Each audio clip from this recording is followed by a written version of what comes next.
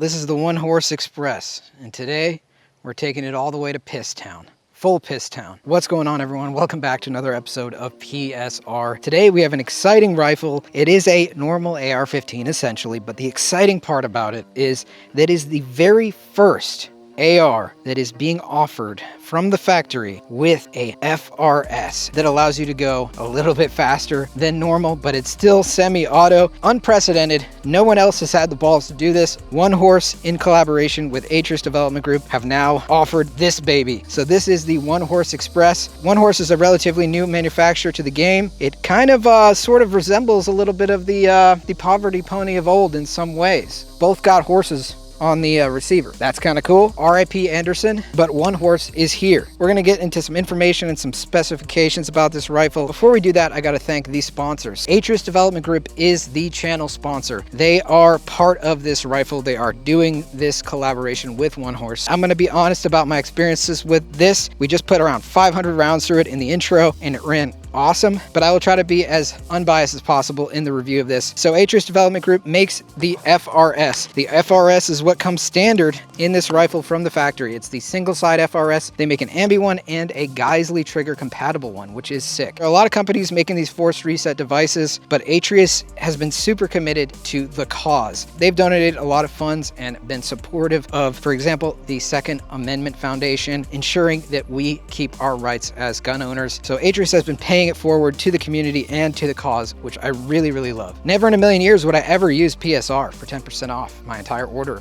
from Atrius. I just would never do that. Don't ever recommend it. So a huge shout out to Atrius Development Group for having the balls, along with One Horse, to put something out to the market like this. This is badass. Next up, I gotta thank HSL Ammunition. HSL provided all of the ammunition used in this video. We're shooting their 223 55 grain. It's very affordable stuff. They also make defensive ammo and a bunch of different calibers. It is pretty much the most affordable ammo online. So definitely check HSL out. Tell them PSR sent you. And a huge, massive thank you to HSL for sponsoring the ammo on this channel. All right, so let's give you the rundown on the specs of this rifle. So the first offering of this thing is going to be 16 inches. So this is a 16-inch barrel. It is a rifle. It comes with a stock, and the stock is the Thrill Combat Competition stock. It's got a nice cheek weld. It's not too wide. I really like the profile of it, and it's got 4 QD points on it, which is pretty cool. Next, it comes with the Thrill RTG grip. This has a good amount of texture on it, fills my palm pretty well. It is a little bit on the shorter side, so maybe some of you guys with massive hands might be a little small, but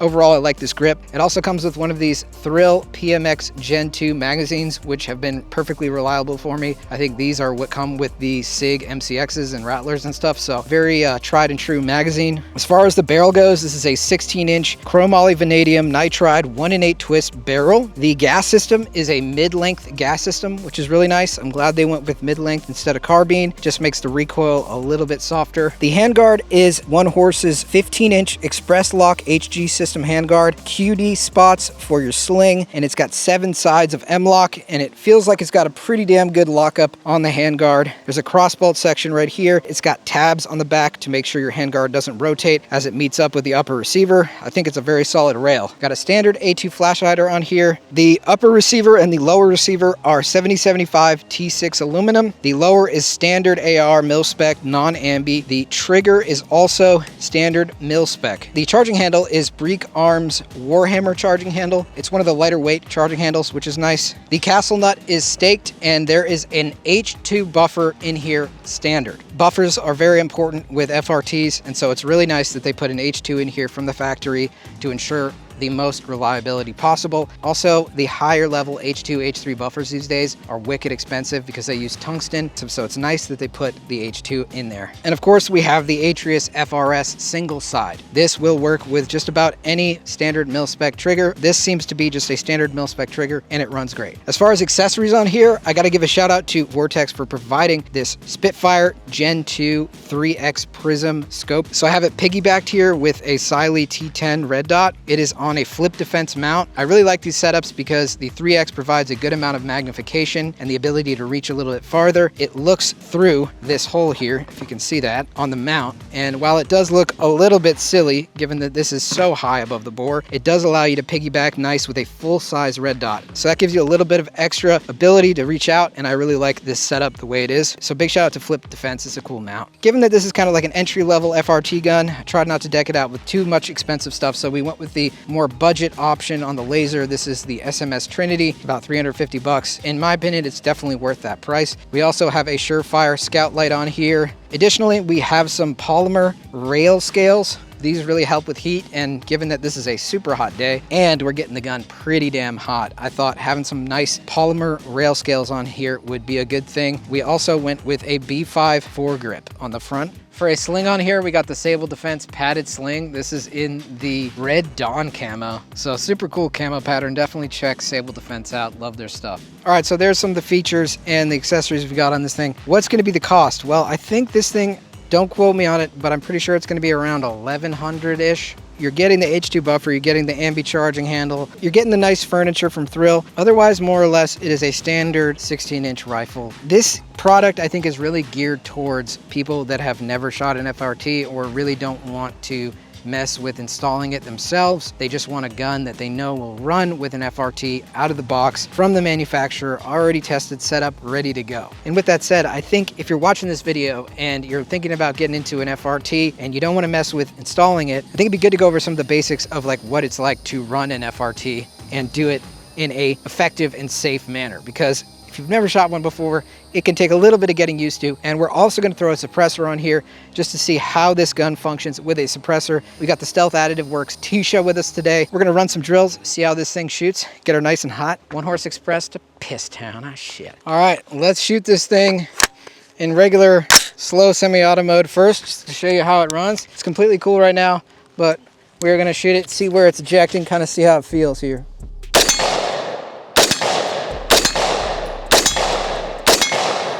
It's ejecting kind of like 2 o'clock, 3 o'clock. Let's get down further with the prism.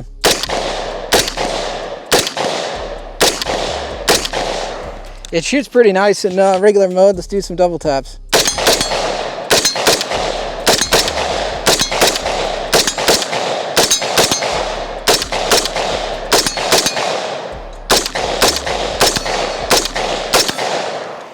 Before we go full piss mode, I'm going to just show you kind of some basics. I'm assuming you know all of the gun safety rules.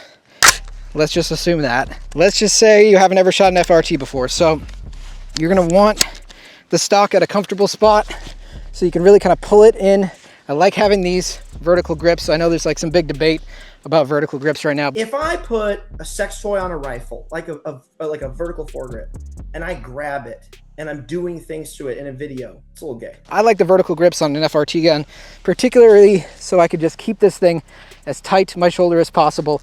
The more tight to the shoulder, the less it's gonna go like this, the more tight grip you got on it. I don't really use the vertical grip at all like this. I use it as a way to push it back into my shoulder. Get ready for this gun to start moving you back a little bit. And the way I kind of get ready for it is I spread out my feet like this and kind of get a good fighting stance. So boxing, you don't square up boxing facing like this. That's just not, that's cocked. Same with a rifle. You're gonna get nice and spry on your legs right here and kind of get a good width between your legs, and I kind of position my rear foot kind of at a 45-degree angle, and then you can push that gun right into your shoulder, and then you've got a good amount of, if this gun starts moving you back, you use your rear leg to kind of push you forward. And the way I would recommend shooting an FRT for the first time, squeeze it lightly and lean into it a little bit just to see where that energy is pushing you. So let's just do a quick squeeze and I'll show you what it's like here. All right, just gonna go a couple rounds here. It did, push me a little bit, but not too hard. Let's go a little bit longer string here. So it's just gonna be a constant force against your shoulder.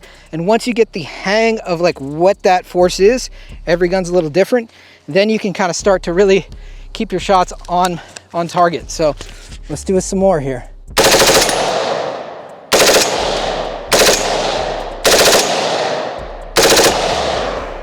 And there you go. It's pretty much as simple as that. It makes more sense to do bursts if you want accuracy in a combat sense. The mag dumping is really just for fun, and that's kind of what FRTs are all about.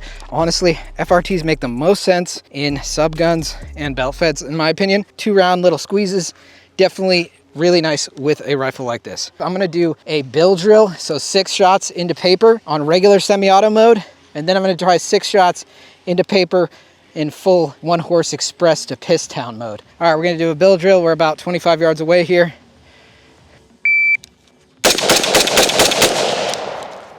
All right, let's check it out. A few Charlies, 1, 2, 3, 4 Charlies, 2 Alphas, not bad. All right, 6 shots, that was a 217. Let's see if this is a little faster, and we'll see if it's more accurate. I highly doubt it.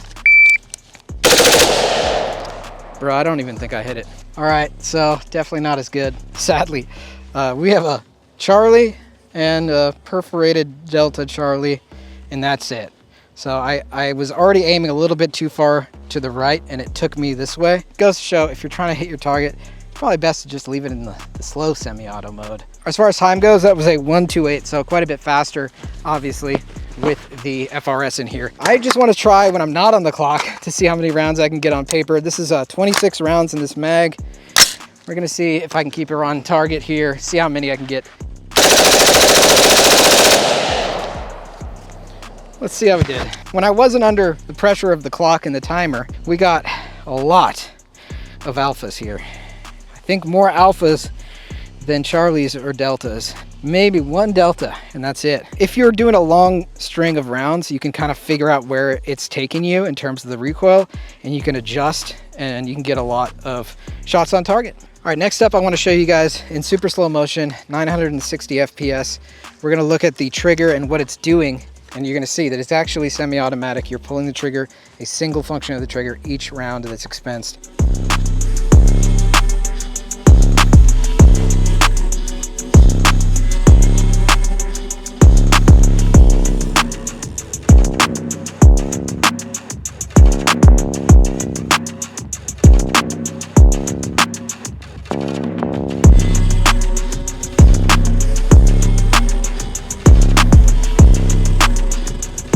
All right, next up, we're gonna do a little suppressed test. This is the Stealth Additive Works Tisha 5.56/6mm can. It is one of the quietest cans, if not the quietest can that I've tried so far. I would say like this one, the Exigent Defense Fireteam 5.56, and the Rhodey 6 from Ridgeback Defense are like the quietest suppressors I've tried. The Tisha, depending on what gun it's on, might take that cake, honestly. It is an extremely quiet suppressor. It is also just like a chode. So you can see it's quite girthy down here and it tapers off a little bit in the front. It's kind of based aesthetically around a Russian design for a suppressor. It looks really cool on a lot of guns, especially AKs. This thing is really about maximizing the length of your gun. And when you have a PDW or a short 5.56 gun, it's really great to limit the amount of overall length that you got. But on a 16-inch gun, it also makes even more sense, in my opinion, to have a shorter suppressor, because once you start adding, you know, a lot of length to it, it gets to be like around 20 to 22 inches with a 16-inch gun, and you have a normal size suppressor on here. This, like the A2, is only about out to here. You're only really adding about 2.5 to 3 inches, maybe 2 3/4 inches to the overall length. So really it's only about 18 or 19 inches of overall barrel length if you include the suppressor. I'm gonna take the ear pro off, see if it really rings my ears or anything. Other than lubing this gun before we started, I have not cleaned it or lubed it at all today, and we're getting close to 750 rounds. Let's try it in regular mode into the berm, just show you guys how quiet it is. Dude, I could shoot this all day without ears. That is nutty, dude.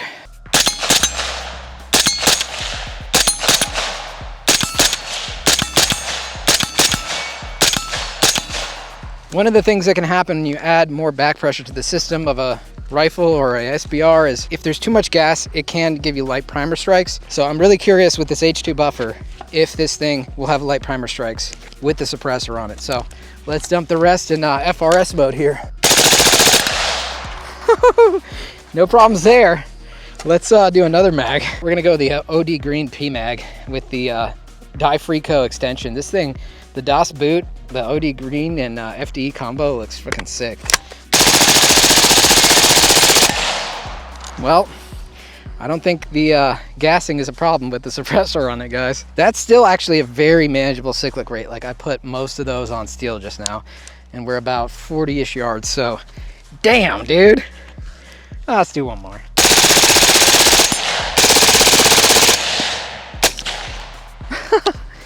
And the one last little guy at the end. We're getting her hot, that's for sure. These rail scales, honestly, I do have a glove on, and this would still be pretty damn hot if I didn't have the glove on, obviously. But with the glove on and with the rail scales, you can hold on to this thing after multiple mags, no problem. The T-Shed is sick, dude. Super, super quiet. I've been super, super stoked with this can. This is the Inconel version also, so it's not the titanium one. I would really only recommend the titanium on like a bolt gun or something that you're not gonna be shooting multiple mags with. For a gun like this, it's set up for the FRT. Definitely want the Inconel. Damn, well, suppressor test worked. All right, well, there's a day of shooting the One Horse Express. And we did take it, indeed, to Piss Town.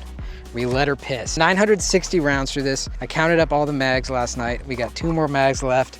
We're gonna dump them here in a sec. But what are my thoughts on this rifle? Well, ultimately, I just think it's extremely based that a company has the balls to put a trigger device, a safety like this, the FRS, inside an OEM gun that you can buy from the factory, do your 4473, and you've got yourself a very capable rifle that goes a little faster than regular semi-auto, and we love that. And I just think it's a really cool collab between Atrius and One Horse. Really curious to see, you know, where One Horse takes this. Personally, this in like a 10.3 or 11.5, I think would be amazing. I think it would be really, really nice. I don't mind 16-inch rifles, but personally, if I had to choose, I would go for an 11.5, something that was a little bit easier to maneuver with, especially with a suppressor on it. But with the T-Shed on it, it's not too much longer than 16. The T-Shed performed great on this gun. We had one malfunction this whole 960 rounds, and that was with one of my D60s, and it was like a feeding thing. So I don't think it's a fault of the gun, honestly. If it would have happened with a regular 30-round mag, I would have said, yeah, maybe there's, you know, one real malfunction, but the only malf that we had was the D60, and I think it was just a drum thing, as can happen with drums. It's kind of just getting into the mid-tier in terms of the price. If you're just looking to get a capable FRT gun, this is the one in terms of an AR, in my opinion, if you're just not trying to mess with installing an FRT. So I think it's a pretty good value for what it is, and I just think, like I said, it's mega based that a company has the balls to put one of these in there from the factory. So big shout out to One Horse and Atrius. This is a pretty cool rifle, not gonna lie. Really appreciate you guys tuning in. It means the world that you guys watch these videos, and thank you so much for watching. Let's take her to Piss Town one more time.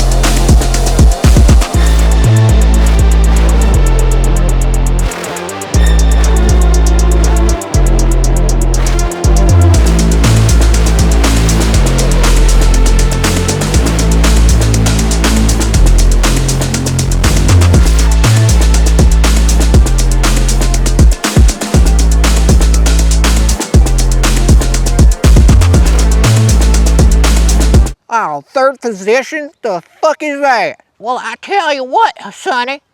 I done shot lots of ARs, and they all feel the same to me. I don't understand what the hell got into you folks trying to put all the gadgets on your rifle. Okay. I done shot so many ARs. This is gonna be nothing. All right.